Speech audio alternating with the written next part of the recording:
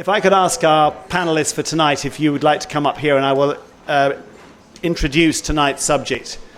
It won't be the only panel we do on this. We've did this a couple of times last year, looking at the state and the fate of the Mekong River because of the immense environmental and developmental pressures on the Mekong. Many people fear that the Mekong will be the first of the world's really great rivers to die because of the pressures on it. Now, that's a very dramatic interpretation of what's happening there, and many people working on the Mekong hope it won't happen. It is a river of extraordinary diversity, and it has been built on, particularly with dams. There's been incredibly rapid development in the last 20 years, starting with China building dams upstream, and then Laos, with a lot of Chinese money and Thai money, indeed lots of other money involved, Laos fulfilling its ambition of turning itself into the battery of Southeast Asia, building dams to provide power for countries all around the region. And there are plans to build dams further downstream in Cambodia already. As many of you will know, we're starting to see very erratic water levels in the Mekong, not just attributable to climate change, definitely attributable to the dams. Noticeable drops in fish stocks, quite dramatic drops in fish stocks. And then over this dry season, the extraordinary sight of the Mekong, a brown muddy river suddenly turning blue, which initially looked quite beautiful, but was a sign that the sediment, which is in many ways the lifeblood of the river, had simply vanished. And again, that's attributable to the dams. In the past, when these issues have been raised, China in particular, and its embassy here in Bangkok, have defended their role robustly, arguing that they are very responsible in the way in which they manage water flows, and that they're not responsible in any case for most of the interrupted water flows. Certainly a lot of the interruptions are now coming from the dams in Laos. The most recent dam that was opened up is the Saiburi Dam in Laos, which is funded by Thai corporations and is supposed to provide power to Thailand that in practice doesn't actually really need it anymore. That's why we brought these panelists today. We've got 4 people speaking.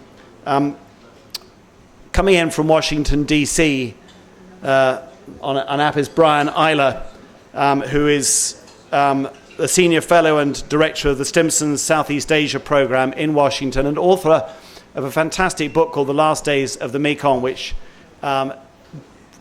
is built on his experience of traveling up and down the river from its upper reaches, right up near Tibet, right the way down, chronicling what's happening to the communities there as the Mekong undergoes these very, very rapid changes. We're also very pleased to have Ambassador Paul Sutirak here, who has been an advisor to the Cambodian government, is executive director of the Cambodian Center for Cooperation and Peace, and is a former ambassador to Japan, and has a fantastic insight not just to the region, but in particular, of course, to Cambodia, which in many ways is both a victim country. We're seeing extraordinary impacts on the Great Tonle Sap Lake in Cambodia because of the erratic flows in the Mekong. But of course, the government in Cambodia is also very much signed up to China's vision of development, which revolves around dams. And there is indeed a plan to build a massive dam on the Mekong in Cambodia, which could have a devastating effect, an even bigger one. We're also very pleased to have Carl Middleton in the centre here, who's a lecturer in international development studies and the deputy director for international research at the Centre for Development Studies at Chulalongkorn University, and has written and studied extensively on the environmental impacts of development, with a particular focus on the Mekong itself. And then Pienpon Pai Ditet, over on the far right. She's one of the longest standing campaigners on protecting the river, and is currently the Thailand and Myanmar campaign director for the International Rivers Campaign, and she has just achieved a remarkable victory through a lot of pressure and legal action in persuading the Thai government to abandon the plans that were very much sponsored by China to blast rapids in the upper Mekong to allow larger ships to come down from China. So it's a very impressive panel. I'm going to start by asking Brian Eyler from Washington to give us an overview at the moment of the threats that are posed to the Mekong and just how serious this notion of the Mekong being on its last legs is. Brian. Thank you, Jonathan. I want to make sure everyone can see me. Yep, you can. Great. And are you looking at this map of two dams as well? Map of two dam maps? Yep. Great. Well, it looks like there's a pack house there at the FCC, and it's a real pleasure to be here to talk about the unfortunate state of the Mekong and to sit on a panel with esteemed colleagues and friends such as Ambassadors Sotirak, Pai, and Carl. So let's jump into this. I'll try to keep my presentation brief so we can get through all the presentations and then have a good discussion. But the Mekong system, as you see here represented on these maps, is going through the worst drought in memory. No one alive has ever seen or felt something like this, where the system has been so dry for so long. And we can think that the Mekong system is resilient. There have been droughts most likely worse than this. It's been drier longer than this in the past.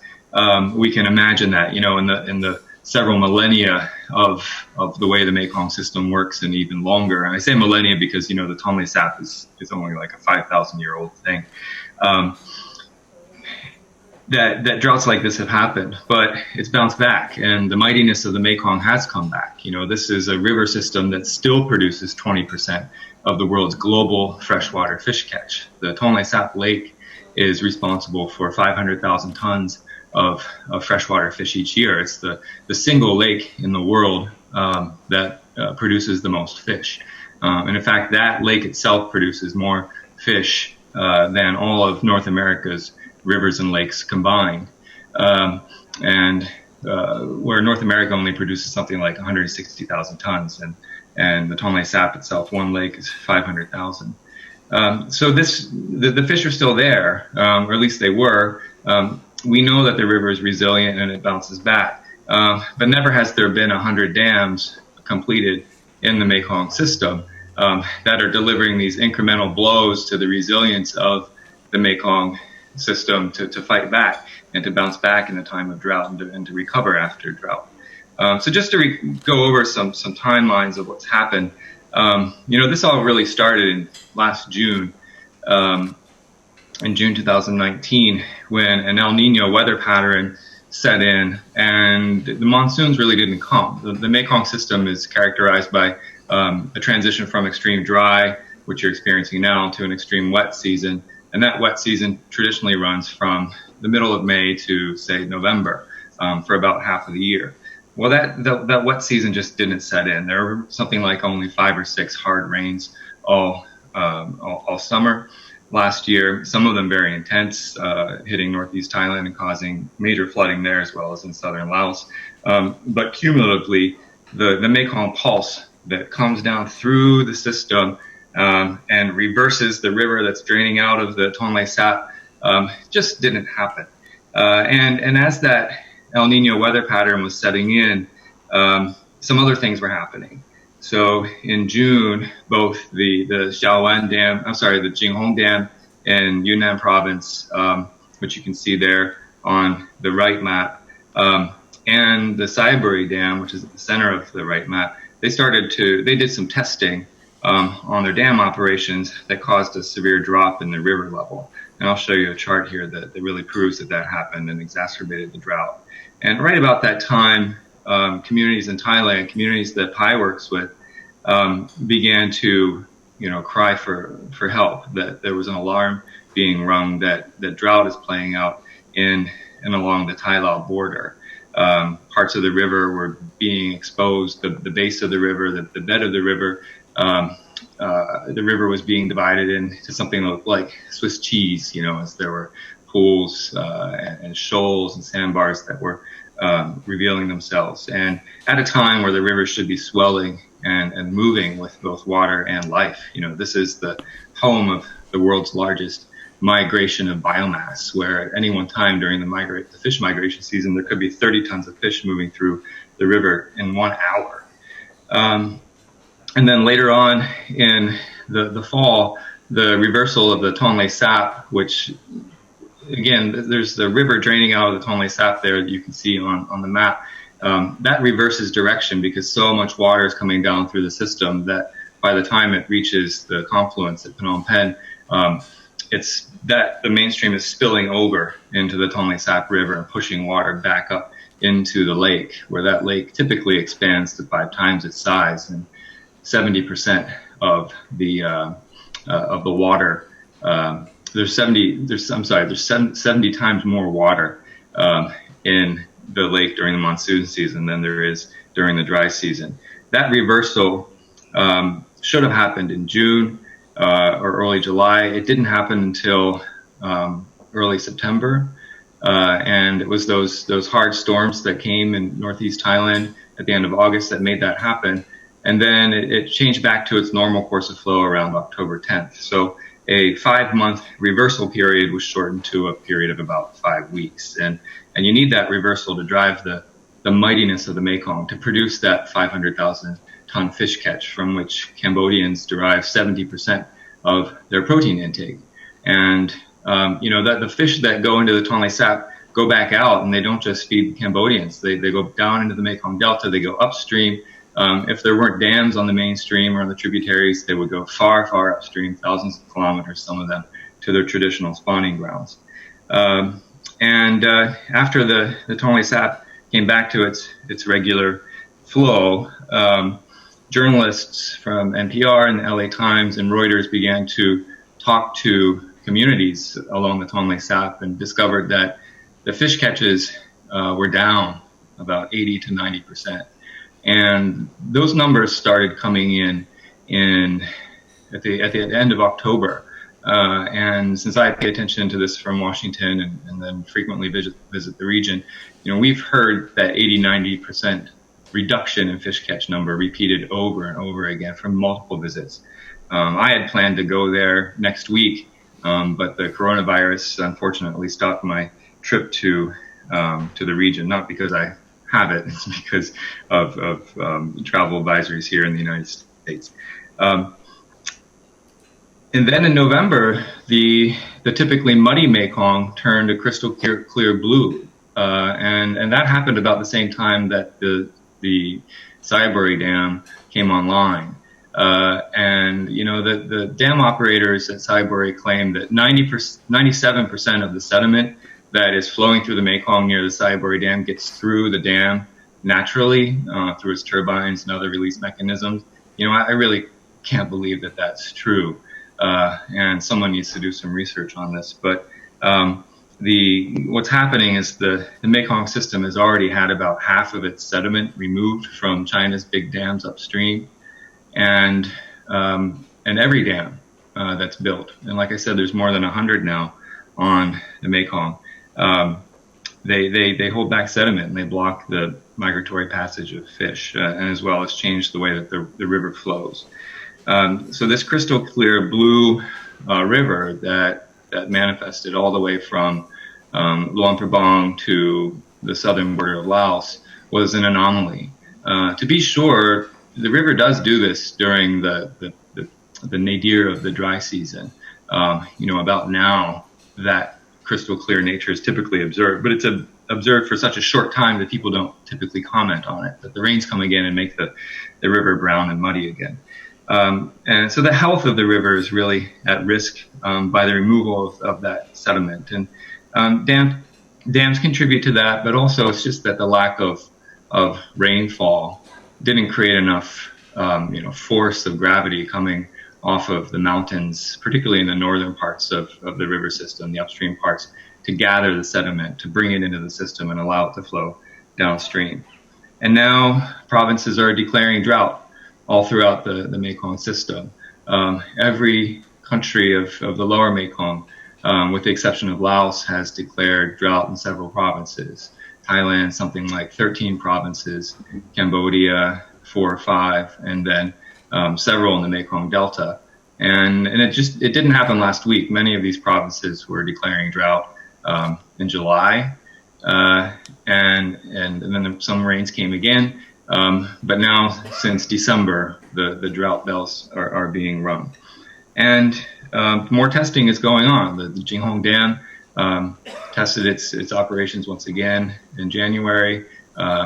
The Golden Triangle communities that PI works with felt that they saw a massive drop in river level, and then once the dam came back on, the river jumped up again and caused some unexpected flooding. And this is going to persist till the end of May. And who knows? The question that we all should ask is this El Nino effect part of a new normal? Is it kind of a new climate change pattern that's setting in for the seasonality of the Mekong?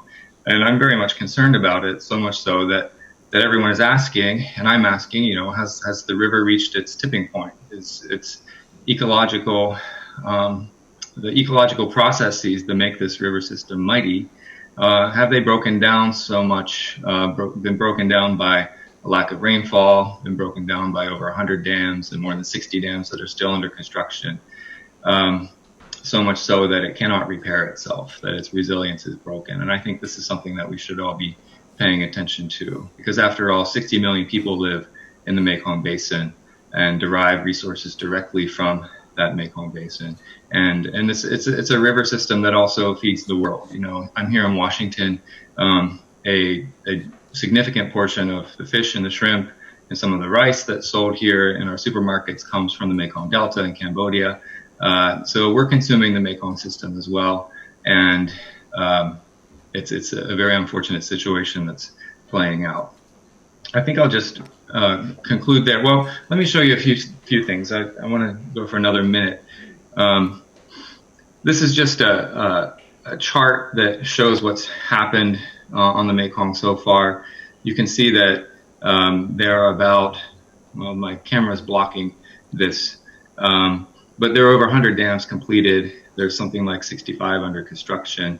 Most of the damming in the Mekong is happening in Laos.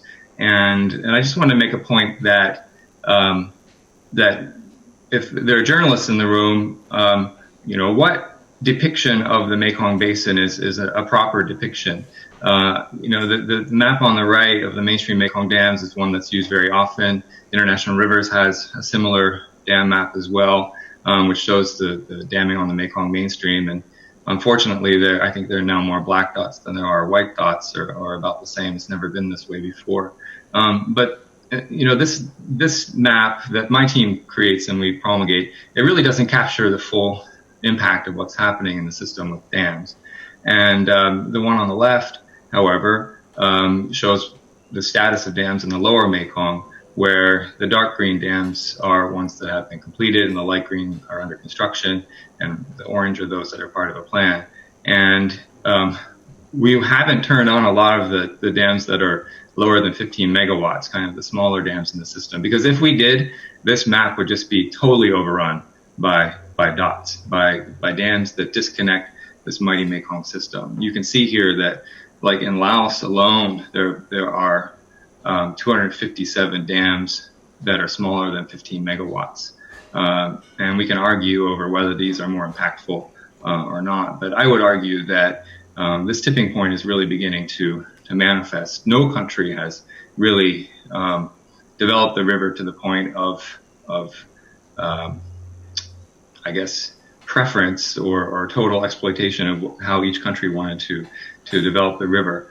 And so many signals are showing that it's time to stop. It's time to gradually move away from hydropower into other alternatives that are competitive now in the region, like solar and like wind and biomass and other alternatives, so that the mightiness of the Mekong can be preserved. I'll leave it there. Maybe I'll come back and show you some other stuff during the discussion. But we have some real expertise in the room on this panel, and I imagine they're in the audience too, that we can have a good, robust discussion about the future in the Mekong later on in the evening. Thank you. Thank you very much, Brian.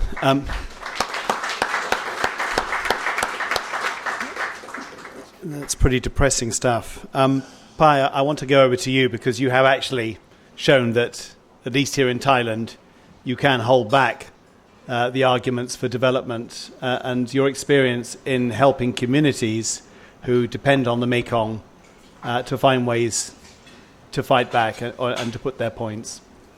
So particularly on the rapid blasting? Sorry? Particularly on the rapid blasting? Please, yeah. I mean, just your experience in general. I think your experience in winning on the rapids blasting, maybe it's just a very specific case, that one. Mm-hmm. But I mean, in general, you've been campaigning for so long on this, on how you're finding ways to try to change governments' minds. Thank you very much.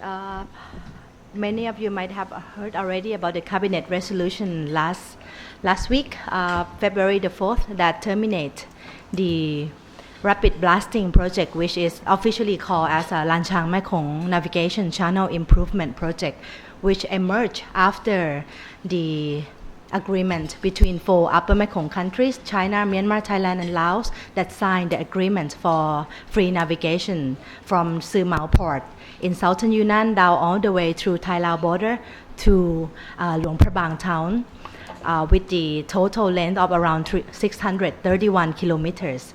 So what the local work towards on the campaign on this was during that time, after the agreement was signed, so the plan was that to blast and to dredge the riverbank, the river bed, and make the Mekong River at that section to be navigable all the way from China down to Luang Prabang, meaning that all the rocks, rapids, whirlpool, and sub-ecosystem would be completely gone, and it would be just super highway for the large-scale navigation only, which means exclusion of other users of the Mekong River, meaning that the small-scale fisher folks, women who collect algae or guide freshwater weeds for sale, or boat drivers. The small-scale boat drivers would also be excluded from the waterway because the Mekong will only be the navigation area for the large-scale vessel. So at that time, lots of protests, lots of coordination with multiple actors, state actors as well, like government, the Senate Committee on Foreign Affairs at that time, or the National Human Rights Commissions, as well as other government and non-state bodies. At that time, we were successful in term of postponing the project. There was no announcement at that time, so the project went quiet for more than 10 years. So then in December 2016, the Thai cabinet resolution approved the project, to revive the project again, that allowed the Chinese company to come to the border area of 96 kilometers between Chiang Rai province and Bokeo province of Laos to conduct survey and design, meaning that at that area that the Chinese company would come and survey and do all the scan and the x-ray of the underwater rocks and riverbeds. And the aim is to develop this area, meaning that the Mekong River from Sư Mao will be navigable all year round to Luang Prabang. So during the past 3 years, the local work very hard. They submit reports and concern and petition to different actors, to different bodies, and try to work very hard also with the media, foreign media, and as well as the local media, try to raise their concern that why we are allowing large ships to come in front of our house. It can be cargo ship, or it can be weapon ship, it can be gun ship, or anything. Why we are open the door for neighbors to come right here. So we got very good support from lots of officials came to the local NGOs and the Grassroots movement office to give their support and to hear from them and to make recommendation to their relevant department. So yeah, that's how we craft this cabinet resolution that was released on just earlier this month. What surprised me, because I worked on this since 2002, already almost 18 years. What surprised me was that in Thailand, not only in Thailand, but in Southeast Asian culture, the government or the one in power wouldn't announce that they'll cancel anything. If the project has to be gone, it's just gone or shelved. but never before the project has been announced for the termination or officially cancel the project, which is something that we still need to find out that what happened, why the Thai government, the Thai cabinet have to declare this, because this project relates to other countries, at least 3 other countries, Laos and Myanmar and China. And what I find pretty impressive in the paper that they submit to the cabinet was that it mentioned a lot about the issue that raised before by the local grassroots movement, like the impacts on livelihoods, impact on culture, why the Minister of Transportation have to care about culture or livelihoods of people on the Mekong River. So this is something pretty remarkable for me. So I think this is possible because of lots of support from many level of supporters, and even those within the department also support us, because everybody think that it's just insane if you blast all this rock and you dredge the rapids. You don't have to be smart to cancel this project. You just have to have certain level of consciousness, and you see that this is just the destruction of the invaluable river system that exists there for million years, and we just born just like not long time, and we are going to destroy this. Just not good idea at all. Do you think you can apply the success you had there to campaigning on things like the Saiburi Dam, which is Thai funded, providing electricity to Thailand, but is a massive project inside Laos? I mean, or do you think this is just a one-off? Definitely, we didn't really celebrate because even though the cabinet canceled this project officially, but the impacts of the dams that Brian showed, the downstream impacts of the Lansang Cascade, 11 of them already create huge devastation on the downstream area, particularly on the Mekong River at the Golden Triangle and Chiang San Chiang Khong district. So we witnessed the clear water that just happened 2 weeks ago. We never see this kind of like clear water before, meaning that most of the sediment were kept in reservoir upstream, meaning that there will be less nutrient, less food for fish, less food for agricultural land, less food for us. So meaning that our food security and many more other things. And what worries me more is that definitely downstream of this border area would be the Sayaburi Dam blocking the flow over there, even though they claim that it's transparent / runoff river hydropower station. It is a dam. It has a reservoir. Sediments sit there in the reservoir. And what happened to the downstream area in northeast Thailand from Leh province all the way to Nakhon Phanom is that the clear blue water that never happened before. So we worried a lot about the absence or of the sediment, which means nutrient. You can produce it. You can just have it happen. So. And what we've heard recently is that the Luang Prabang Dam prior consultation is going to end in April. So another rubber stamp for another project to come up online. And so the question will be, Thailand, do we actually need electricity from this dam? I would say no. You just type ecat.co.th and go to the statistic tab. You will see that installed capacity in April last year was around 46,000 megawatt, with the peak demand was only around 30 megawatt, meaning that 1/3 of the electricity produced in the entire system is not used.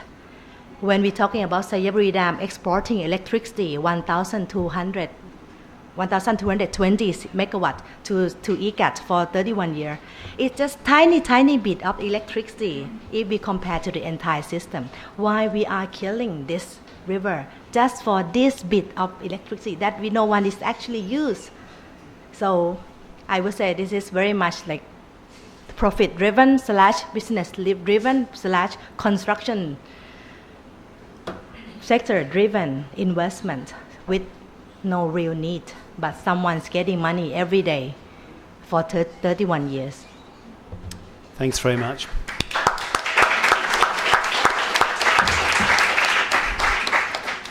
Carl, can I ask you to talk through now some of your own thoughts, particularly the reference that Brian made to the climatic variations that we're seeing now, and I think you've done quite a lot of work on that. Thank you very much. So I wasn't quite sure what I would have to say when the two very knowledgeable speakers have already spoken. I thought something that I might be able to reflect a bit upon for this session is about whether this is the new normal or not. In other words, like what's the evidence that we are really seeing a fundamental shift in the Mekong? And if so, where is it coming from? Is it climate change? Is it infrastructure? Is it a combination of both? And as more of an academic, how do we think about this? How can we untangle these things? And probably most importantly, where to go from there? If we find that it is a combination of infrastructure construction or the hydropower dams and the climate changing, then what is to be done? What can be done? Because I think, as Brian already very clearly described, this is an unprecedented drought. It's actually the continuation of a drought that started last year already. So in other words, it also already starts to hint that crisis is being compounded from one year to the next, that the rainy season cannot replenish in the same way, at least between 2019 and 2020. And then, as Pai has clearly described for the northern Thailand, people's livelihoods are being affected by changes in the river. And I think it's, as Brian described, it's not just in northern Thailand, but across the basin, where ecosystems are at risk, fishing and farming livelihoods are at risk, and then wider food security. And there's even discussion that drinking water supplies could be at risk. And I mean, living in Bangkok, we also know this feeling from the Chao Phraya, when your water becomes a bit salty. So the question I want to sort of look at is it the dams, is it climate change, and what is to be done? So, I mean, the first thing to sort of think about for climate change, and I don't want to decenter away from the real impacts of the dams now, but how to think about climate change. So UN Water, which is the convening UN agency around the importance of water, says that water is the primary medium through which the effects of climate change will be felt. And so, I mean, this makes a lot of sense, right? The foundation of the economy, where your food comes from, where your drinking water comes from, it all comes from water in the end. Agriculture, industrial products, your drinking water, and so on. So I don't want to get into a big debate about the state of climate science, because there's a lot of uncertainty how much things are going to change. But I would say that the best predictions at the moment would say that there's going to be a general increase across the basin, with countries like Cambodia becoming the hottest quickest. In general, more rain, more severe droughts and more severe floods, and sea level rise. Okay, so I mean a fairly broad description. Even though the temperature change will be slightly less, but still increasing in the mountainous areas, that still has implications for the dry season flow, because the glacial ice pack depends upon cold weather to store the rain that then is released in the dry season. But what's important is that it's not one or the other. It's the interaction between climate change and infrastructure. So the way to think about it is not either or, but rather to say that the challenges that are being faced in the basin now, that are wide-ranging, as have been described, will be amplified through the impacts of climate change. So maybe this is not even the new normal. This is the beginning of something that will become increasingly difficult to deal with unless there are changes in governance and changes in the practices in the basin. Even to quote from the Mekong River Commission's State of the Basin report, I mean, they actually say it very clearly. It seems to them that there's an apparent permanent modification of the mainstream flow regime, a substantial reduction in the sediment flows due to sediment trapping, the continuing loss of wetlands, the deterioration of riverine habitats, the growing pressures on the capture fisheries, and limited information sharing on current water development. That's a pretty grim picture from an organization that is responsible for monitoring and improving the governance of the basin. There's also the Mekong River Commission Council study basically concluded a similar argument and said that Cambodia is in particular at risk from climate change, but broadly across the region, it could be said that food security and economic growth are both potentially at risk from climate change. So it's not worth quoting all the reports, but just to say there's a growing body of evidence that is looking at this, meaning that climate change is being taken seriously, but is that evidence actually being translated into serious action on the ground? So if we had another person sitting in this chair, I'd like it to be a colleague called Tian, who lives in the Mekong Delta. I know that he sat in this chair before. And he talks of the importance of the Mekong Delta. So in Vietnam, the Mekong Delta produces half of Vietnam's rice, 80% of the fruit crop, and 60% of the shrimp harvest. I think there, more than anywhere, is one of the places that are most vulnerable to climate change. The combination of, as Brian was describing, the reduced sediment load in the river is not rebuilding the delta. Meanwhile, the sea level is rising. So it's kind of a dual action between the actions of climate change and human decisions in the basin around infrastructure construction and the way it's operated. And already some researchers have been documenting how people are having to move away from the delta because their livelihoods are not viable there any longer due to environmental degradation. So then to turn to the implications for hydropower. So hydropower dams have been advocated by the industry as being one of the solutions to climate change. The argument being that they are a way of reducing carbon emissions relative to coal and gas. So again, this can be debated. There's a researcher called Philip Fernside who's done research in Latin America that shows under certain conditions the dams don't really reduce greenhouse gas emissions very much at all because methane emissions coming from the reservoir are basically producing almost as much gas as coal-fired power stations. It's going to be case by case, so I don't want to generalize, but just to say they're not a zero carbon option. They may be less, but not zero carbon. But to me, that framing of a discussion is too narrow. What we really need to ask is, as Ashley Pye was also asking, are the projects needed? Are they sustainable? And can they deliver as promised, so to speak? So just briefly in turn, are they needed? I think this is a really important question. A lot of the ways that discussions taken around evaluating projects are case by case, project by project. Do we need how to design this one and this one and this one? But as Pai was saying with the electricity planning, the decision is upstream. Actually, the fundamental question is not how to build a better dam, but is the dam needed in the first place to meet electricity demand? And then that opens up a whole wider range of questions about other options, whether it be new technologies or ways of saving electricity like energy efficiency and demand-side management. So I think really, from a political science perspective, the question is more, how do decisions get locked in that lead down certain tracks? And why are other options not left open? And I mean, if we want to discuss this, we can. Second question, I think, is, are they sustainable? So I would say relative to 20 years ago, there has been some effort to mitigate some of the worst impacts of hydropower projects. There's slightly improved livelihoods programs, slightly better technologies, but does that make them sustainable? Can we say that there is a sustainable hydropower project?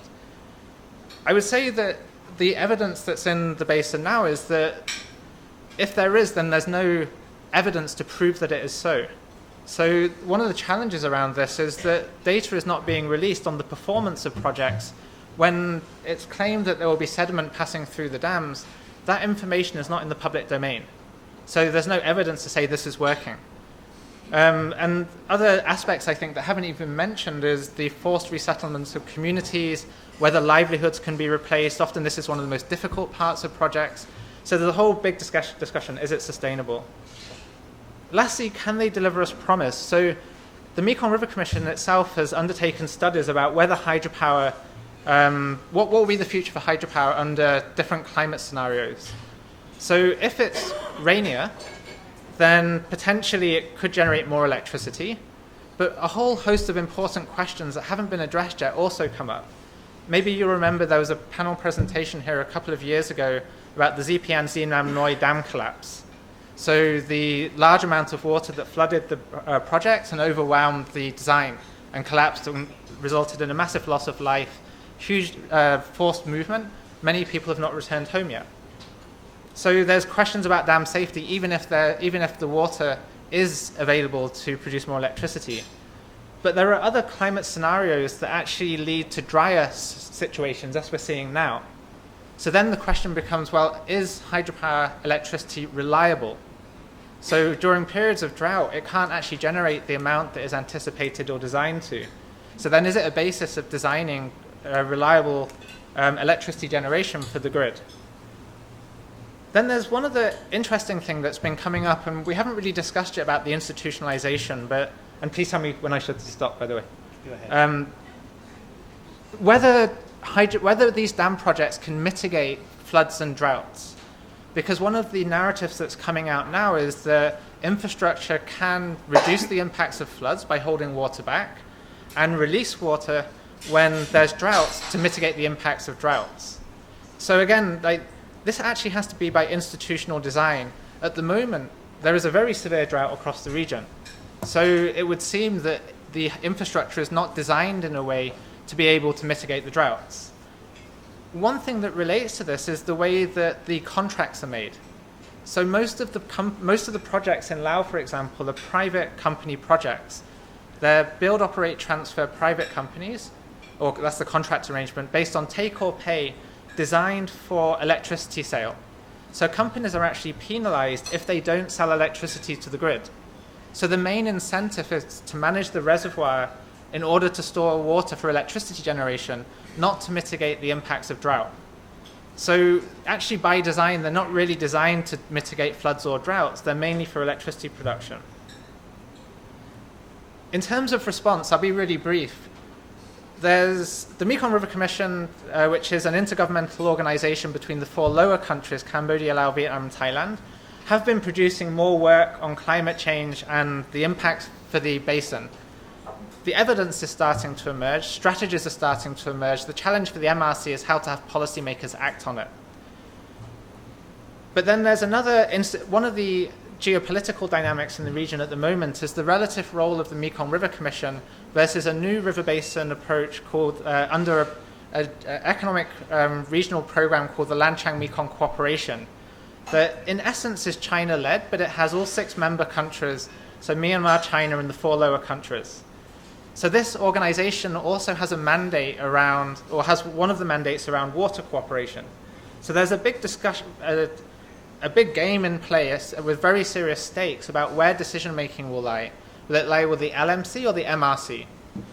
The LMC has recognized climate change, but the actual strategy on climate change is not clear under the LMC. The organization have tentatively committed to work together, but not necessarily in a publicly accountable way. Can I take 2 minutes just to give some suggestions? So what to do? I want to give I want to be clear that partly this is technical, but more it's political. There are parts of this, like how do you operate a dam, that are very technical, or agricultural outreach is technical, but really it's the geopolitics of how these things are agreed. So, for example, the competing mandates of the MRC and the LMC, the challenge of insufficient data being in the public domain so that there can be public decisions and discussion about these issues. And whether there's the political will to act on that information, even if it was in the public domain. So I think what's at stake here is the future of the river really being a conduit only of economic growth in a very narrow sense, versus the wider benefits that it plays for local livelihoods and ecosystems more broadly. Basic, relatively easy steps: data sharing, advanced warning systems, clearer collaboration between the LMC and the MRC, but more challenging, how to rewrite contracts so that existing hydropower projects are repurposed around flood and droughts, how to mimic the dry season natural flood pulse by, again, reoperationalizing existing projects, but then also having a serious reevaluation of future projects in the context of what I've been discussing. I'll stop there. Thank you very much.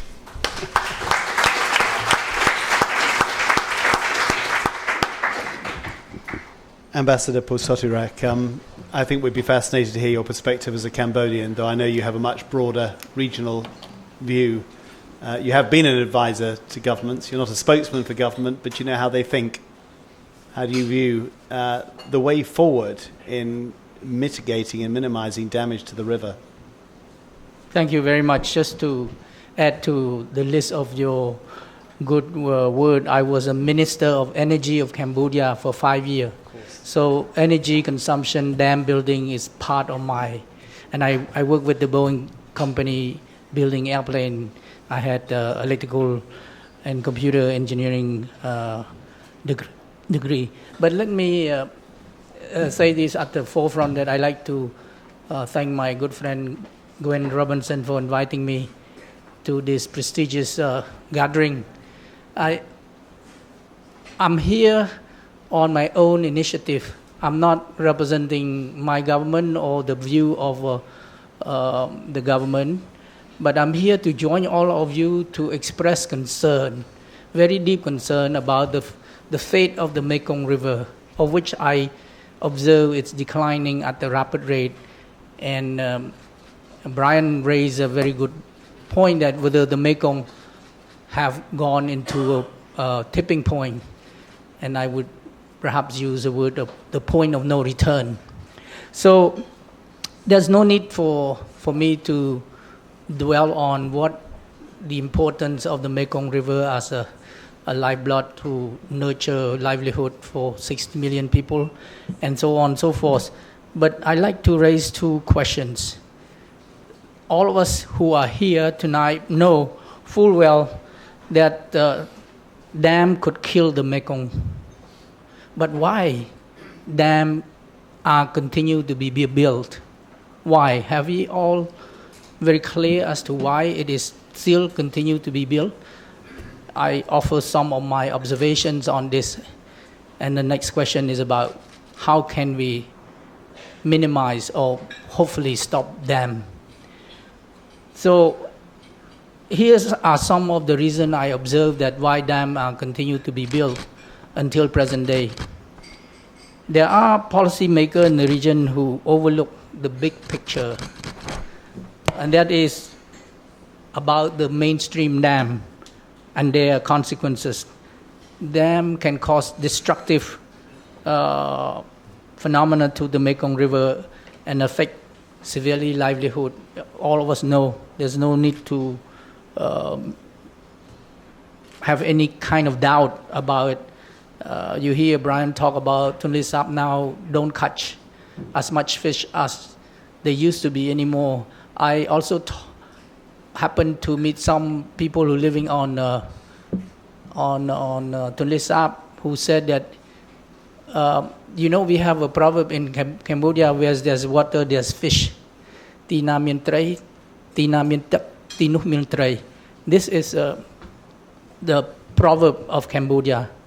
And so people in along the Tonle Sap said these are now fairy tale. It's no longer real. It's just somebody made it up. So it's all gone already. So I think that these policy maker, energy minister, I was there, but during my time there was no dam building. So, and if you like to ask my view for what would be the good energy policy for Cambodia, I wrote a book when I was in Singapore about this, the energy sector of Cambodia. By the way, speaking about writing book, I like to pay tribute to this prestigious club. I was here in 2011 to launch my book on the temple Previ here with Achan Chanwit and Kun Pavin. So I don't know whether some of you still remember me then. I was much younger, 9 years ago. So anyway, these policymakers, energy minister, economists, and hydro power company are totally consumed with the desire to promote infrastructure development, energy supply, and GDP growth, and not aware or reluctant to address warning sign that has been reported by scientists and scholars about the crisis and the threatening signal that are getting clearer and clearer nowadays. I mean, you have people like Brian and all these prestigious researchers and workers who have already seen 2019 as a defining year that the Mekong is under severe stress. So in my view, these people, they must bear responsibility for the social and environmental impact that would have huge economic costs to recover the erosion and the loss of a precious natural resource that the mighty Mekong River have given for us now to enjoy and for future generations. Another reason I believe that there is a energy demand which drive CLMV plus Thailand to make it hard for government to stop building hydro power dam. I mean, if you ask China why they build dam, they always based on their national energy policy. If I'm not mistaken, between 18 to 20% of energy demand in China have to come from hydro. This is decided by the energy minister, by the country itself, by the policy maker. So this is one of the ways to understand why dam keep building. I just like to quote the International Energy Agency, IEA, Southeast Asia Energy Outlook 2017 report, which say that Southeast Asia overall energy demand is expected to rise as much as 60% by 2040. And the report also highlights that hydropower was the biggest contributor from the renewable source of power generation. With such a relevation, no wonder people still want to do hydro. As such, I believe that all government of the upper and lower Mekong basin know that the Mekong is an important source of energy to feed their economic development. International River say that the lower Mekong basin have a hydropower potential of 30,000 megawatt, while the upper Mekong on the Chinese side, more than 28,000 megawatt. But the potential that the Mekong can produce. So, you know, these are figures that policymakers look at it. They already forget about the impact on the social impact or the environmental impact. They more to economic. They think it can improve their GDP, particularly Laos. If you ask any Laotian, they think that this is the biggest earning that they can get is to, they want to be the battery of Southeast Asia, so they can import electricity. I want to add one more reason why more dams are built. The Mekong River Commission have failed to enforce its review protocol and to resolve this dispute, particularly, or I shouldn't say dispute, but disagreement, particularly on the issues we agree to disagree. Mekong River Committee have no enforcing mechanism to make policymaker to agree on whether to build or not to build a dam on a mainstream. So my second question is, so how can we stop dam from being built? Here's a few thoughts, and I really appreciate if you could also make other suggestions. I think the first step in the right direction for all of us individuals who care about the Mekong and the advocacy people, the civil society group and NGO, need to convince the policy maker and the dam developer, not only the policy maker but the dam developer. My friend also mentioned about the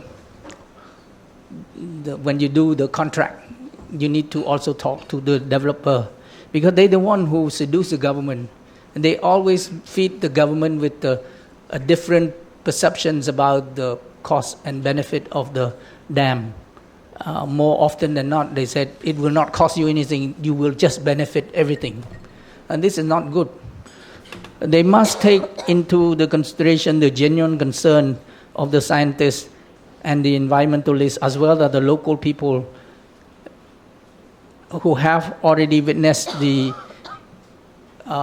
dreadful changes that is happening, be it climate change or drought, and so on, so forth. Second, I think that the community of like-minded people who want to preserve and protect the Mekong River must continue to expose the bigger picture about the negative effects of mainstream damming and their consequences. We must speak louder that ill-constructed dam can cause the mighty river to dry up, affecting severely livelihood and the local community, which draw their life support from the Mekong and cutting down the rich and abundant biodiversity of this magnificent river. So there's no way for us to stop now, and I'd like to sincerely congratulate our friend from Thailand for able to convince your government. I think the Thai government is so brave to see a longer term benefit, not to have this blowing up this passage, to have a free of navigations.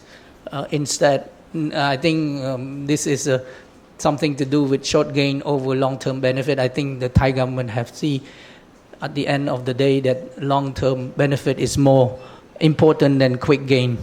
I hope other countries, including mine, see this kind of issues as well. I think the third effort should be made to ensure that dam building, if one is really needed. I mentioned to you I was an energy minister. At the time when I was minister, it's quick fixings. We have no time. It's an emergency. It's a crisis.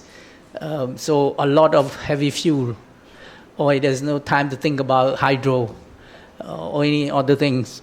But I think that we need to base, when we want to build a dam, we need to be based our assessment that is meeting the environmental and socio-economic criteria that lay out by the World Commission of Dam, and follow the recommendation made by the Strategic Environmental Assessment of Hydropower on the Mekong Mainstream, commissioned by the MRC themselves. In fact, the MRC have put out a moratorium not to touch the Mekong for 10 years. This is some years back already.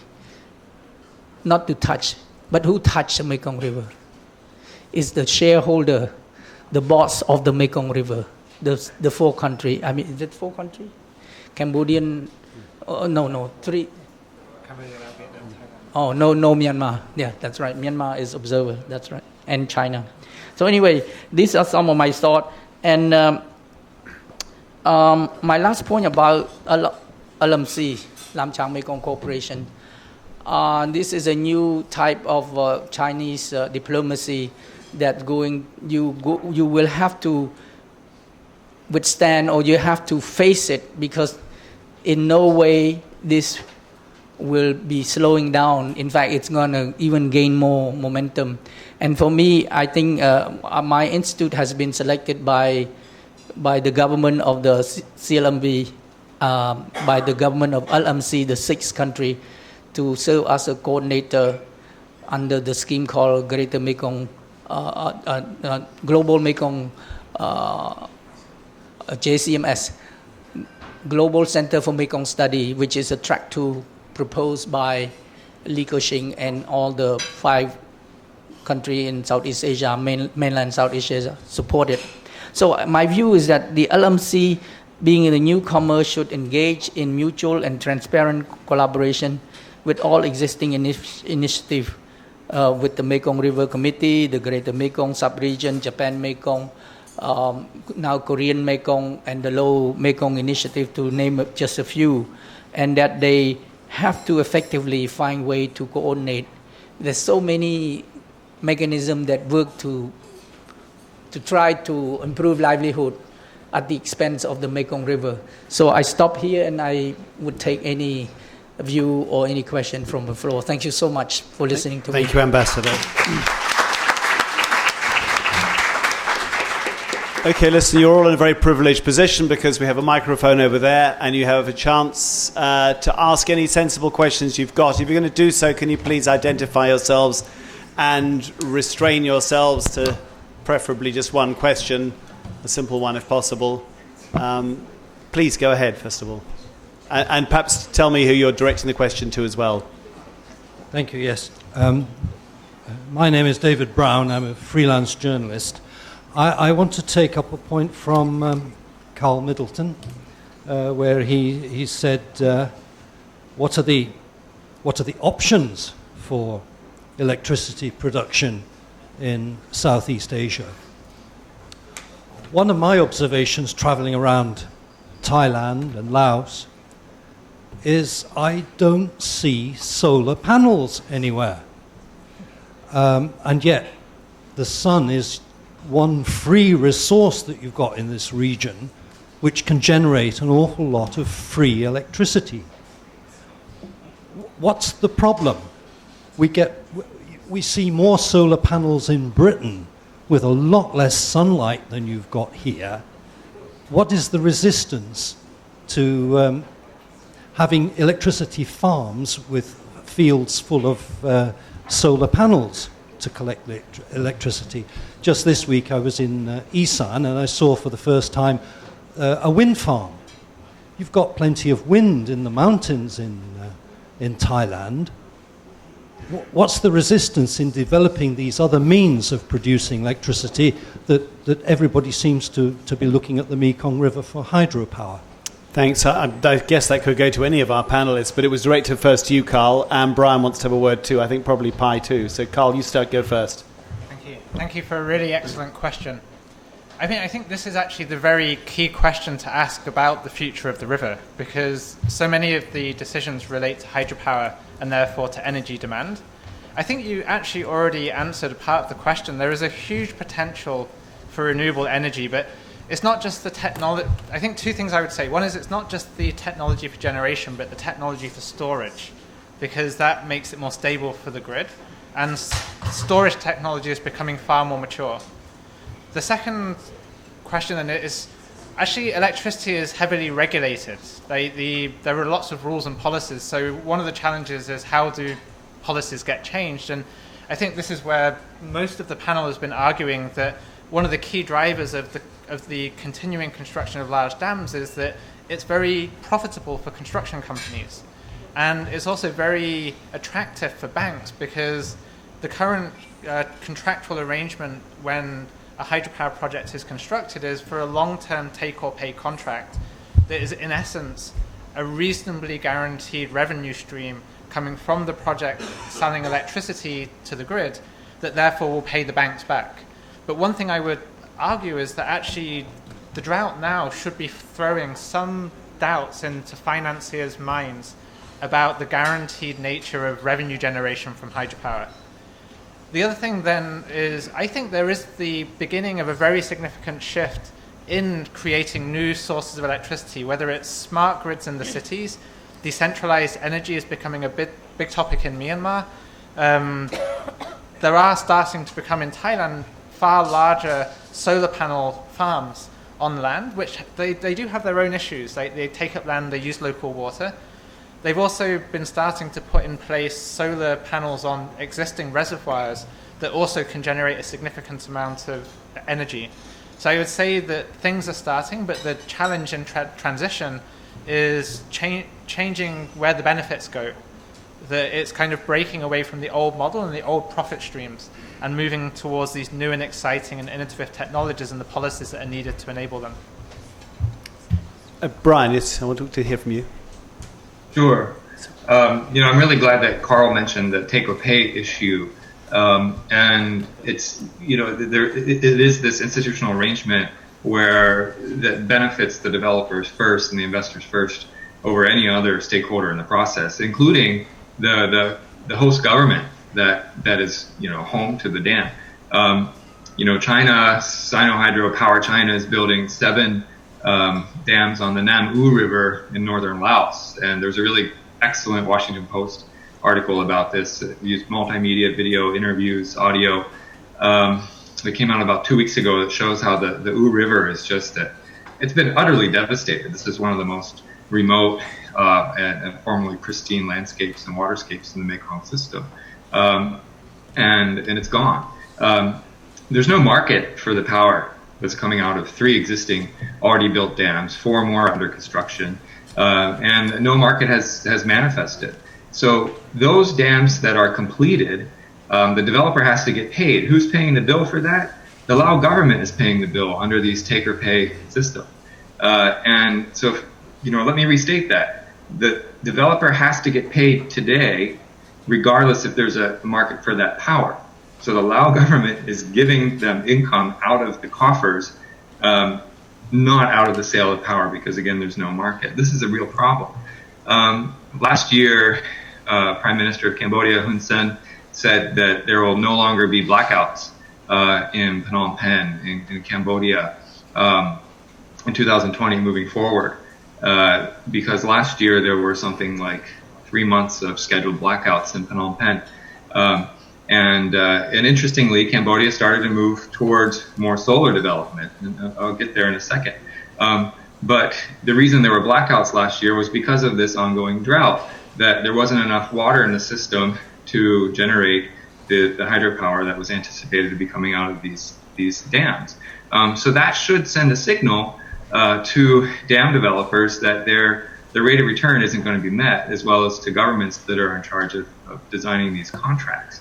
And guess what? Yesterday in Phnom Penh, I was talking to a friend who was having a meeting in Phnom Penh, and he said the lights in the room started to flicker because of instability and low voltage moving through the system. And then like that, the lights went out. So there was a blackout yesterday in Phnom Penh. Again, not enough power to drive these dams. This should send a signal to the rest of the region that it's time for a deep consideration of something else. But it's happening, David, and you've written about this, and we need to keep shining the light on solar, on wind, on biomass. Thailand in the last 5 years has brought on something like 5 to 6 gigawatts of solar power. Vietnam in 1 year alone surpassed what Thailand has and has built 7 gigawatts of solar in Vietnam. Cambodia has pledged to expand its solar mix, its power mix, to something like 20% solar and grow 20% year on year. Every country is making this turn towards alternative renewable energy, except for Laos. Laos just can't get out of this addiction to hydropower, even though Laos is abundantly endowed with solar irradiation as well as wind.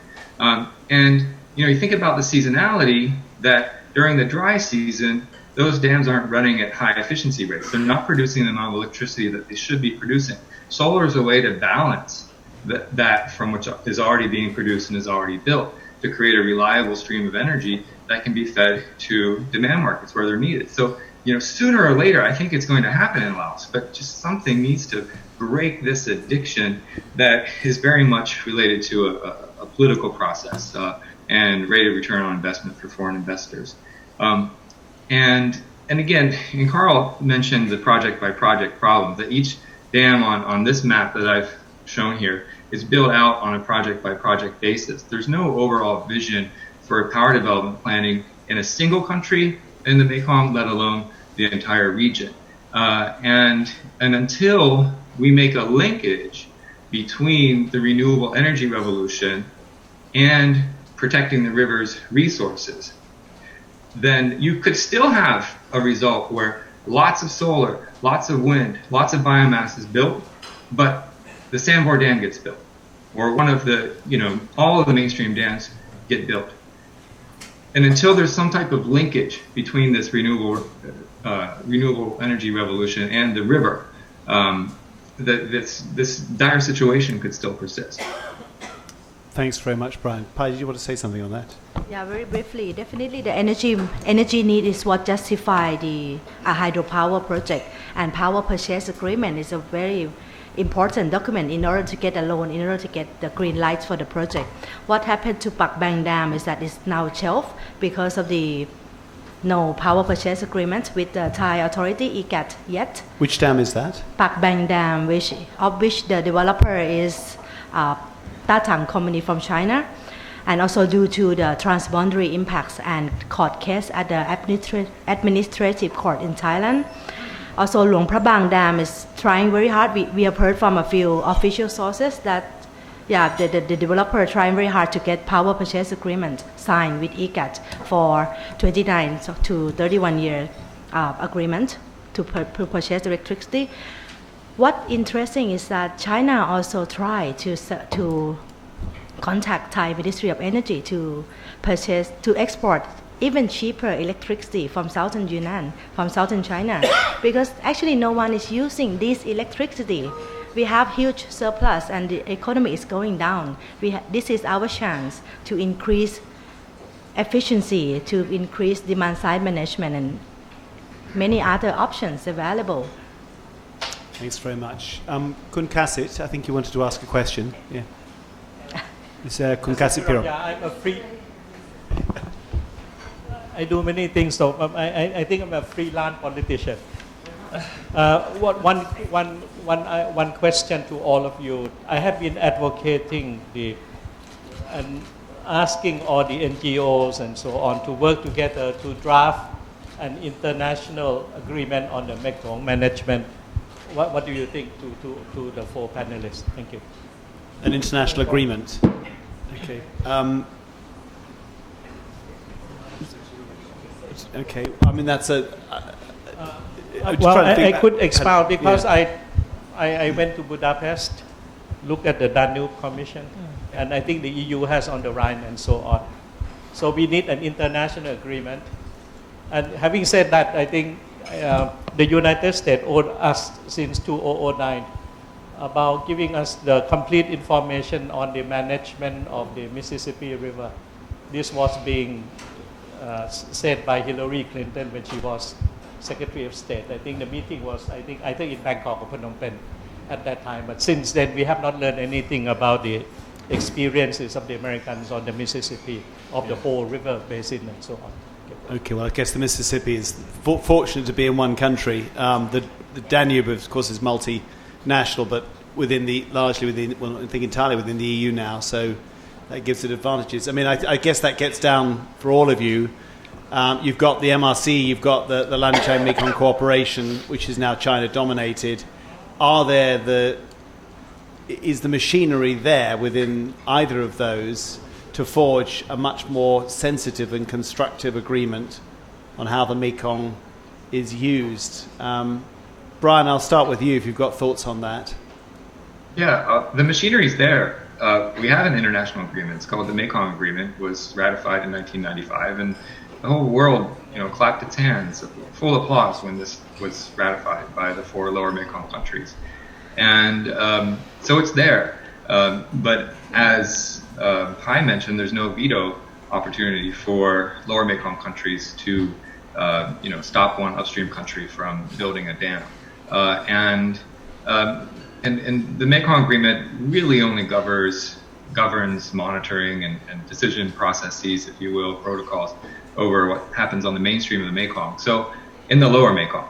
So as that discussion about damming the Mekong mainstream has gone on, look at this map. In the lower Mekong, only 2 of these dots are black, right? 2 of the 11 dots are black. 20 plus years and 2 mainstream dams have been completed. I don't think we should, be happy about that, but all the while, China has completed 11 mainstream dams, some of the largest dams in the world. And China is not privy or part of the Mekong Agreement. And look at those tributary dams. 60 completed in Laos, 60 more under construction, a handful in Cambodia, and many in the upper parts of Vietnam's Central Highlands and in Thailand's northeast Thailand, Isan.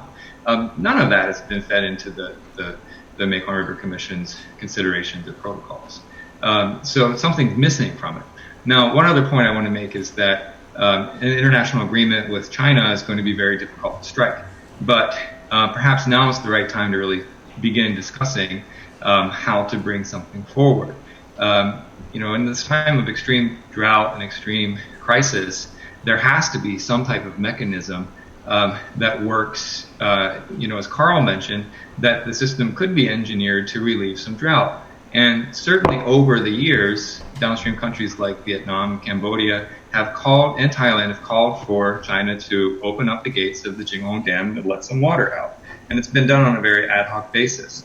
The droughts keep coming, they get worse and worse.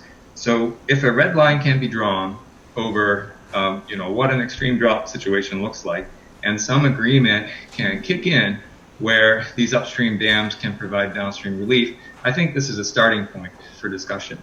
And there's a way forward. And China's Lantau Mekong cooperation mechanism for all of its faults, has been talking a lot about drought relief. It talks a lot about flood control too, which really worries me because floods are productive, they're important for the Mekong, they're seen as positive contributors, particularly in the downstream areas. But this drought relief discourse is something that can be, brought into the discourse, and of the broader discussion going on in the Mekong.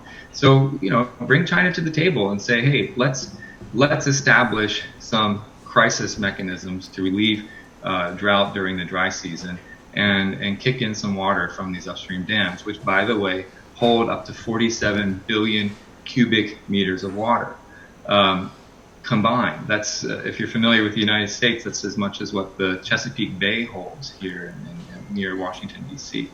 And one final point on China's contribution to the downstream areas is during times of extreme drought like this, China's flow contribution is about 50% of all the water in the basin.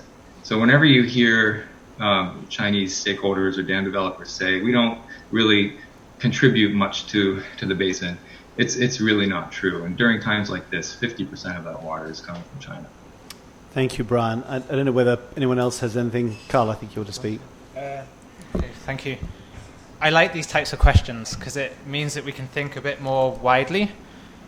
I think I agree with Brian in terms of there needs to be clearer rules-based regime for water and for river management. But I also think that an international agreement on Mekong management is probably not enough. If we're just focusing on the riverous water, what we're really missing is that the water is probably the reason why the rivers become marginalized from some of the key decisions that are being made. Going back to why energy planning is so important, it's because energy is seen to be more economically valuable than many of the other values that the river holds. So I would say that we need to think bigger when we talk about the Mekong, to say it's not just about Mekong water management, but more how do we see the Mekong as being a part of the region's development in a very well-being orientated focus. As the ambassador mentioned, there's about 14 competing regional frameworks over what should be the regional integration of the region. Mostly they all hold the same premise, that the basis of regional integration is economic growth, and they have different flavors of how to extract economic resources from the region. Some of them are greener, some of them are more direct about making money. But I think that actually it's this paradigm that we need to rethink a bit more. So when we talk about the Mekong as a river, don't just see it as water and what use it should be used, but actually how does it fulfill different roles in people's lives. So I feel that now's a good time to really think about the future, which is why I was thinking about climate change, because if this is some form of tipping point, then this is a really important opportunity to ask those questions. And in chaos or instability, there's also the chance for change. And so maybe this is the chance to really rethink what values are being embedded in these frameworks and how that can reflect a different and bigger vision for sort of well-being focused development in the region. Thanks, Carl. Pai, I think you want to Very quickly, just to add on that, is that in order to govern the Mekong River in an accountable manner, from my view, I would say that first, the country and the government have to look at the Mekong as an entire system, river system. It's not tapped. It's not that you ask China to release more water and someone press a button and more water coming down. It's not like that. And it's not H2O, it's not liquid in your glass, but it's entire system, subsystem that support millions of lives. We are not romanticizing or talking about beautiful fisherman and his small fishing net or anything like that. We're talking about millions of people, 60 million people living in downstream countries at least. So in order to reach such agreements or mechanism, first you have to wear the lens and see the Mekong as a source of life. Thank you. And Ambassador, you wanted something to say as well. This is a topic that I think it's very important for all of us those of us who care about the Mekong, really have to ponder hard. I'd like to thank His Excellency Kasit for raising this up. I think this is the ultimate game changer. If you can make some kind of binding agreement You see, the problem in the MRC 1995, it's no binding, it's peer pressure, it's voluntarily agree to disagree, you know. And that's why China never want to join the Mekong Commission, because if China join, China will be their hand will be tight, because to them whatever flow across their territory is their natural resource to exploit completely. Nobody can say anything. But unfortunately, as all of us know, there is a trans-boundary issues that created. The fish, like Brian was mentioning, spawn in Tonle Sap can even go all the way up if there's no dam, all the way up to China. Our scientists have proved that fish migration. So, but China don't want to adhere to it. So I think, and recently there has this topic coming up again. But Your Excellency, there's a few things that I think we need to overcome. First, in ASEAN. I think in ASEAN, the Mekong issue is not yet a priority. The South China Sea issue is the priority. Mainland Southeast Asia, maritime Southeast Asia, mainland Southeast Asia are not vocal enough in bringing this issue up, with the exceptions of Vietnam. I just come back from Vietnam for conference, and I know that their foreign policies, particularly this year coming up, the Mekong issues will be on top of, one of the priority area. And I also heard that when Trump meet with the 8 ASEAN leader in Las Vegas or Nevada, one of those Sin City, Las Vegas. So there will be a side talk. I think this is good because America like to also profiling the Low Mekong Initiative, which is very good. Your Excellency, first, ASEAN need to make Mekong as a priority. Complete ASEAN, and Thailand should be the leader, and with strong backing from Vietnam. And I think Cambodia will go along. But don't count too much on Cambodia take this initiative. Someone have to take it. Can I ask about, because obviously you've been an advisor to the Cambodian government.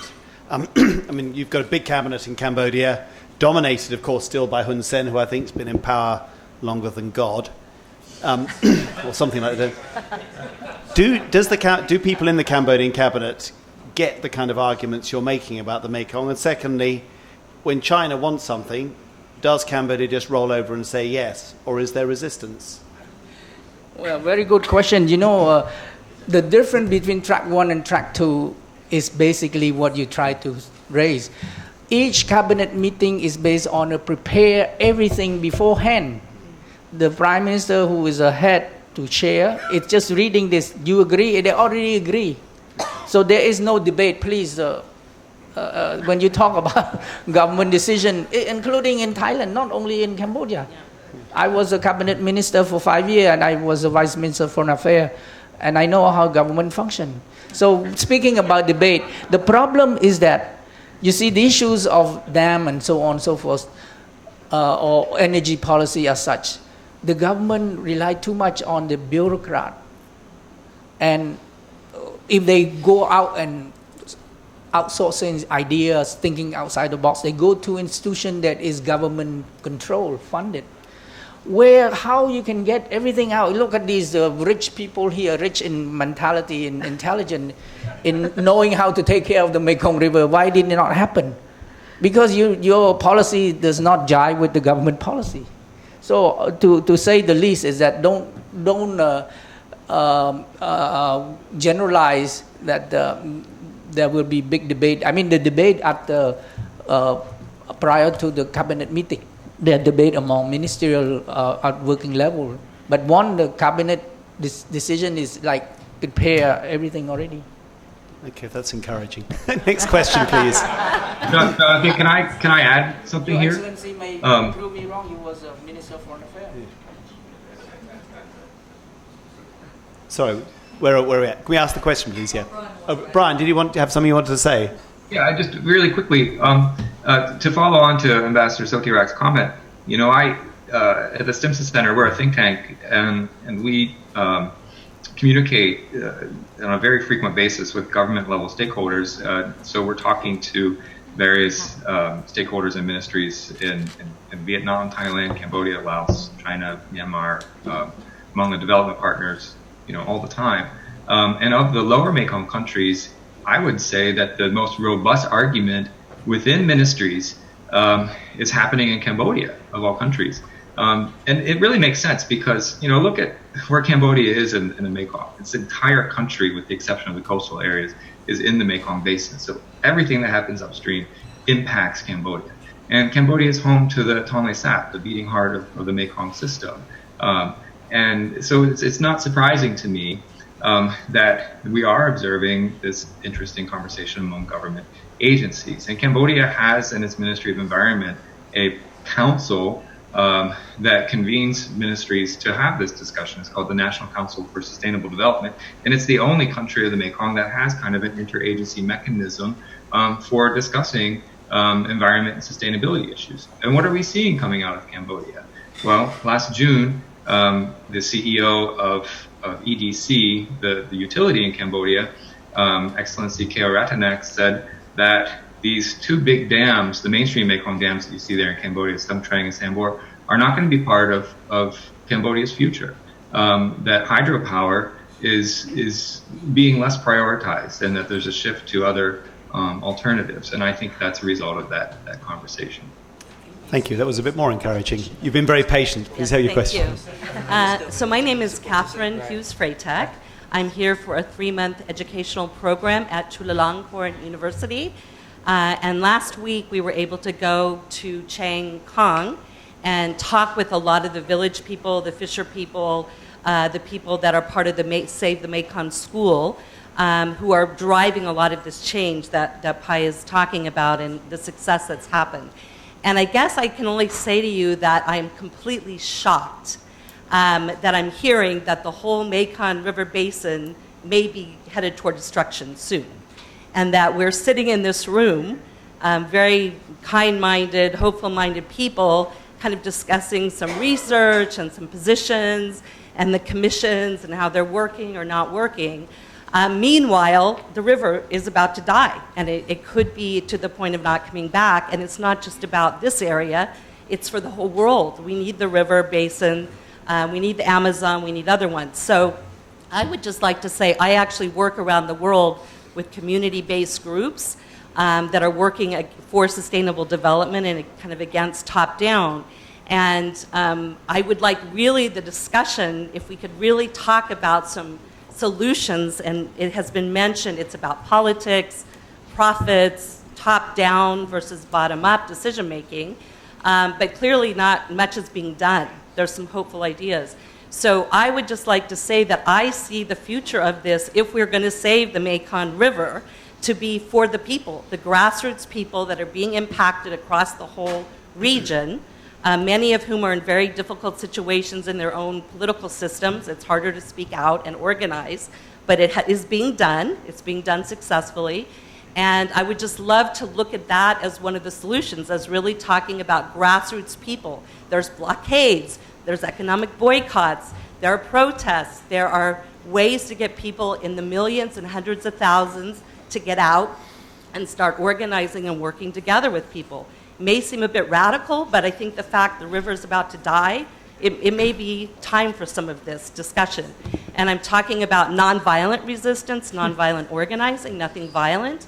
But I just think, again, we're to the point that it's a little too late to be talking about kind of convincing and discussing, and these things are really critical. And well, I'd love to hear a discussion about that. Thank you. I think, I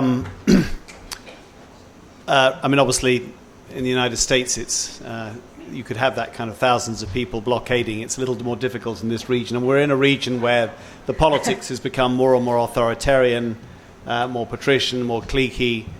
I think for a lot of people looking at this region, the idea of grassroots resistance transforming policy seems like an impossible dream. But is it? I mean, Pai, I'll start with you because you have had some success. But that's in Thailand. And for all of Thailand having had an authoritarian swing, civil society still has a voice here. You don't see that anything like as loudly in neighbouring countries. Yeah. Where's the space for voices of people to be heard? I think at least after the 1997 constitution, which was fully participatory constitution that enable people in Thailand to know that they have rights, even though we have multiple coup and junta, but people know that they have rights. Even I accompany Niwat, who is the leader of Chiang Khong Conservation Group, to the meeting at the army office, because the provincial army would like to shut him down, stop talking. But after just half an hour, when he talked about the work of the local movement, the local people, and why they love the Mekong Rapids so much, and why they want to stop this very bad project by China. At the end, the military officer understand and said that, okay, I support you, but I have to send some report to my higher people. So those kind of things. I think the point is that 1997 Constitution make us believe that we have rights, even though Sayaburi Power Company could buy the front page of a few newspaper in Thailand when they first start to sell electricity to EGAT, and they're able to quiet a few of the Thai media outlets, but still we know that we can still speak. And having an event right here at FCCT tonight, not by International Rivers but by FCCT inviting Carl to come and speak, I think really already obvious at how we at least have space, and we believe that we have space to speak, and what we speak is just evidence-based. We are not claiming anything wrong. We are talking about fundamental thing, talking about the rights of grassroots people, the rights of riverine people, and the justice of the Mekong River. Brian, in your book, you talked a lot about Zomia, the peoples who have tried to sort of resist authority, who've traditionally lived in the hills, which are the watershed of the Mekong, but in many ways they've been kind of overpowered by the greater strength of states in this region in recent decades. Has that resistance kind of ended? We'll have to see. I mean, that resistance is the most robust whenever the system is breaking down. The lowland state system and the lowland state system is strengthening and has the technology to bring the people down out of the hills. I think it's worth focusing a little bit on Lao to say that the Lao government has long seen the need to. Well, you can envision Laos as one where there's all these foreign competitors that are carving up Laos for their own purposes, whether it's China, Vietnam, or Thailand, or other countries. But I think there are some nation builders in Laos in the government that want to create a Laos state, a Lao nation, and nation building is a weak process in Laos. But to do that, you need an industrial labor force, and there just aren't that many people there. So bringing people out of the hills has been a challenge down to the lowland so that they can be working in factories and taxed and be national citizens contributing to the Lao economy has been a goal of the Lao government, or some in the Lao government, I would say, for decades. And the Lao government has struck a deal with foreign developers to pay the bill for that, right? So you have Chinese dam builders, Thai dam builders coming in and depopulating the hills through these resettlement processes and putting people down into lowland resettlement communities where, conditions are abysmal. And there's been a lot of documentation of this. None of that bodes well or provides opportunities for resistance. And the form of resistance that we're seeing in these communities that are resettled isn't to, to express their grievances to the state because no one's listening to them. It's just to head back up into the hills. But where they're going now, these areas are mapped, they're controlled by the state, and they're moving into a very different situation. So I just want to say in Laos that there's really no space for the type of civil discourse that you're describing, Catherine, and there hasn't been for about 8 years. And the 8 years prior to that of civil society development has been lost. And if things came back online today to provide a robust civil discourse in Laos about how civil society can promote sustainable development outcomes and the rights of people in Laos, it's going to take 8 more years to get to where we were, 10 years ago. So, I mean, Laos has lost decades in its civil society development, and there's no signals showing that things are going to change there. Thanks very much. George. George McLeod, just a quick question. Has there been any discussion in Southeast Asian governments about the national security implications of this, that China is basically controlling the water supply for the entire Mekong region and could be used as could be used in any political or military disputes between Southeast Asian countries and China? Actually, national security is usually fairly high on the agenda of a lot of governments here. I guess either Brian or Carl, you might want to address that, whether the national security implications of China's dominance of the Mekong feature large, or even Ambassador, you might be able to tell us something about Cambodia's view of that, because they talk about other national security threats. I just respond briefly, if that's okay. I think the Mekong is only one of a number of different security issues. So when China is seen as having control over the water in the upstream, in my opinion, it doesn't mean that China can do whatever it wants with the water. In principle, yes, because it has the control of the water, but actually the downstream countries, as neighbors of China, also have their options as well, especially if they work together. But I think the Mekong has to be seen in the context of the South China Sea, but also the economic cooperation that exists between the countries as well.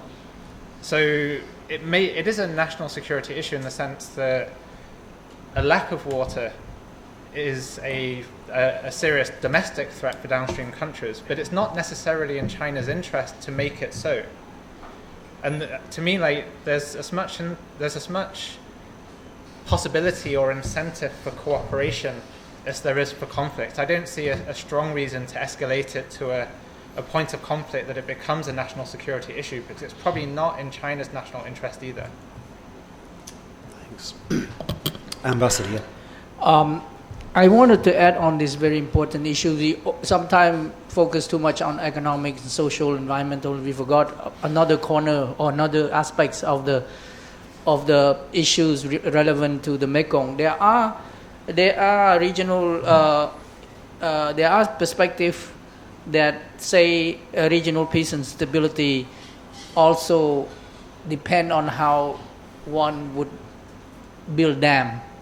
And this in reference to China building so many dams on its own initiative without regard to other. And that's why until today they don't join the Mekong River.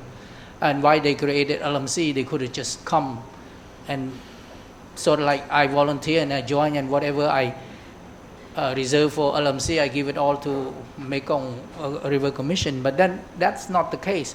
So to answer your question, yes, there are concerns that regional security born out from how you use water can affect stability and peace in the region. And this component need to have a deeper look into it, at how you can collaborate. One of the things that I think Thailand stopped blasting this, because I want to be a little bit blunt here, because they're afraid the pretty soon there will be guard, Chinese guard, have a vessel on the Mekong protecting whatever they need to protect. So I think that's what, although it's not advertised, but I think there's something to do with this aspect, that why Thailand does not want this to go ahead, because the security is more important than economic development. Thanks very much. Yeah. Chris, please. Yes, my name is Christopher Moore. I'd like to focus just for a moment on the climate change issue that you've briefly touched upon, to see if there are contingency plans for looking at what can be in store in the next 5 to 10 years in the region. I mean, the UN reports are pretty clear that we can expect prolonged droughts, that Thailand is number 10 in the world for impact of climate change, and that's true with Cambodia and Vietnam as well. It's going to get hotter. Water resources will become more scarce. The Mekong is part of that issue.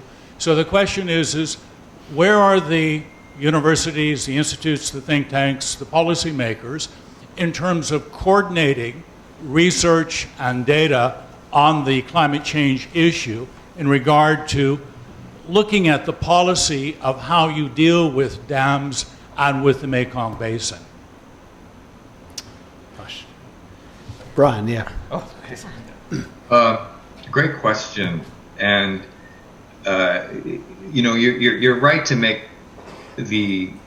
recognize the power that universities and research institutes and think tanks can provide to smart, sound decision making for climate change, whether that's to decrease vulnerability or to build resiliency or introduce adaptive measures that help people live and thrive, at least survive under a new normal for climate change, or one that gets worse and worse.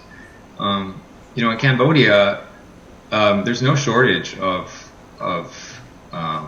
well-trained professors and scientists working at the universities. In fact, more and more coming back from abroad and who are self-taught there in Cambodia, or taught by Cambodia's institutions. But there's no link at all between university research and the policy-making process in Cambodia. Zero. And in fact, many ministries, I've talked to ministers about this, and they say, leave the researchers out, leave the NGOs out. It's the job of the government to do the governance. And that's very discouraging to me, since you very rightly pointed out that Cambodia is one of the top threatened countries for climate change.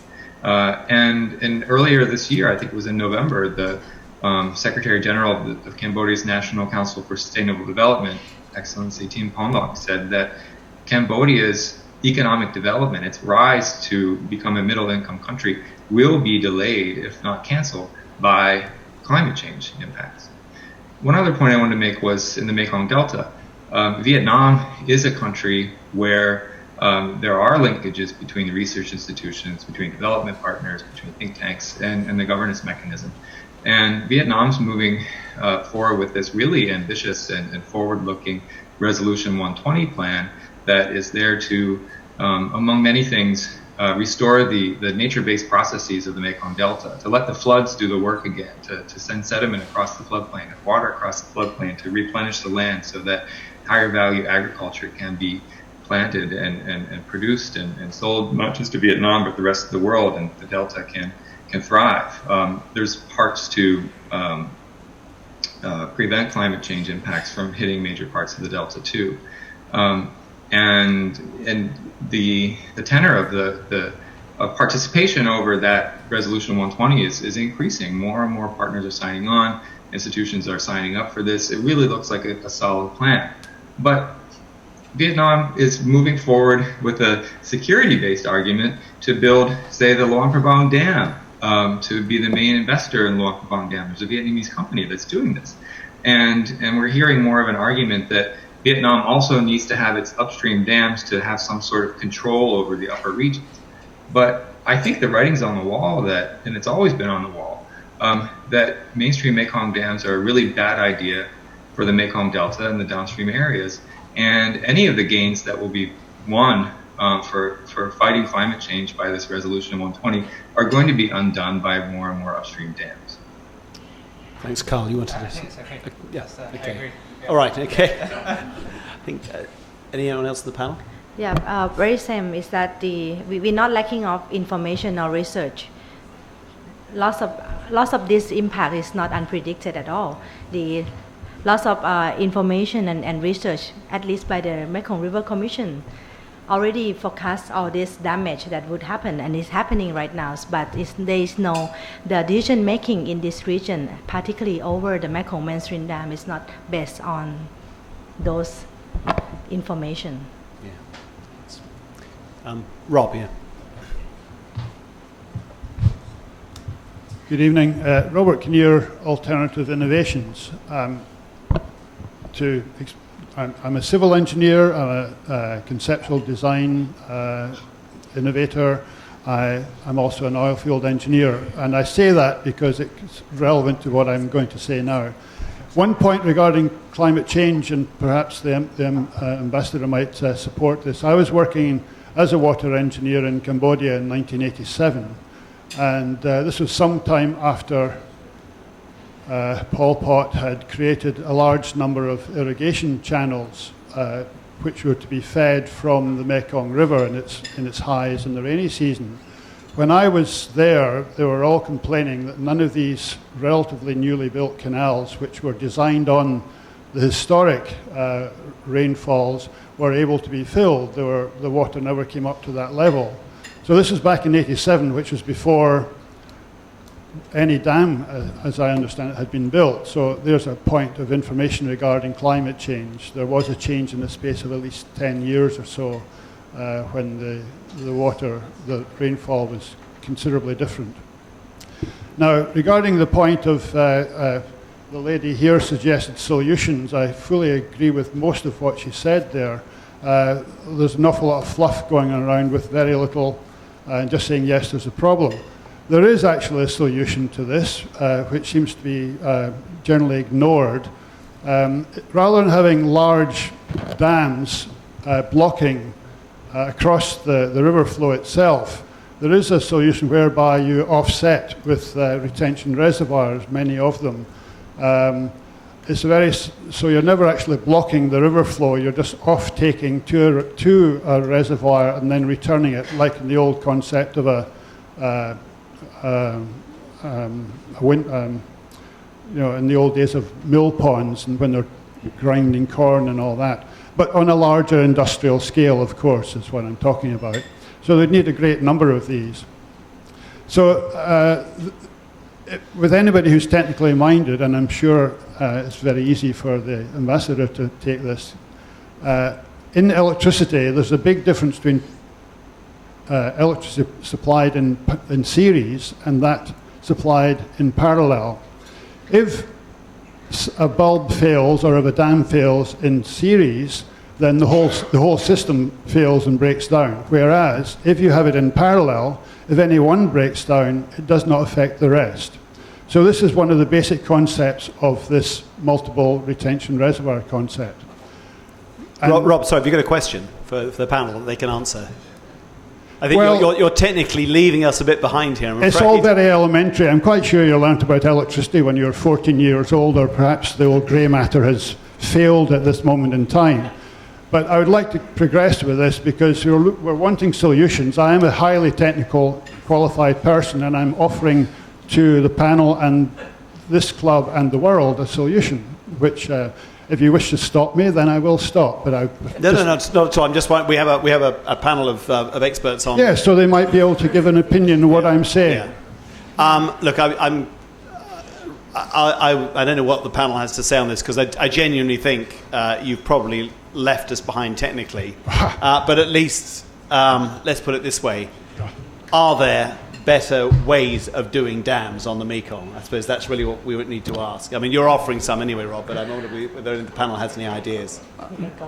Can I? Yes, please. I think the gentleman raised two very important issues. One about grassroots voice about being aware of what's happened in their community, particularly those who live nearby the Mekong River, and the role of trying to bring this voice up so that the national level know about it. And another point that he raised is about a small scale dam instead of this huge dam that could feed into rural electrifications, small one.